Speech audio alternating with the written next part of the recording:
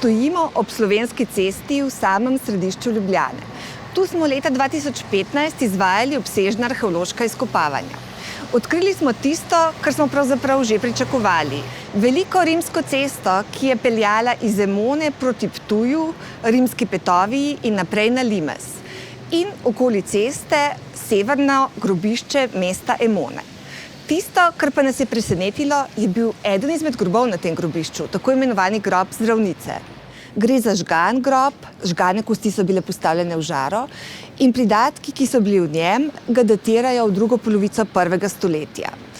Ti pridatki so komplet pivskih posod, 2 kozarca in 2 steklenici ter novec za popotnico pokojniku.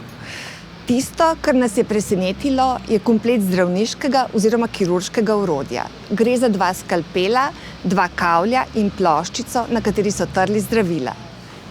Predmeti, ki so bili najdeni v kamniti skrinji, so bili zatečeni v mokrem stanju, kar je seveda pogojevalo sam način konzervatorsko-restauratorskega posega.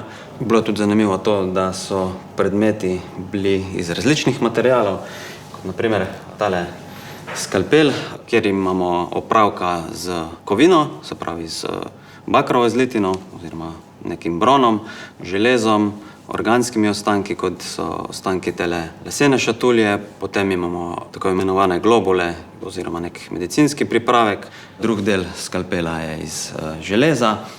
Kosti, naprimer, so bili najdene v stekleni žari, samo stanje predmetov in pa vrsta predmetov je narekovalo sam konzervatorsko-restauratorski poseg. Največje presenečenje pa so bili rezultati antropoloških raziskav kosti iz groba, odkritega na tem mestu. Pokazali so, da gre za grob pokojnice, ne pokojnika. Imamo torej zdravnico. Šlo je za žensko, staro med 40 in 50 let, ki je imela neko degenerativno bolezen hrbtenice.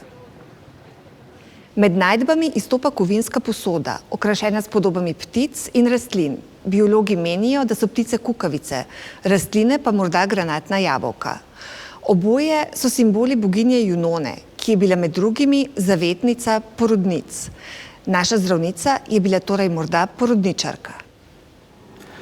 Analiza z rentgensko fluorescenčno spektroskopijo, ki jo je v Narodnem muzeju opravil Zoran Milič, je pokazala, da je bila posoda narejena iz kositrovega brona, da je bila ta kositrova pločevina tolčena posebej na samo razbrazano površino posode, da je bila posoda večkrat popravljena, kar kaže na to seveda, da je bila uporabljena skozi daljše časovno obdobje.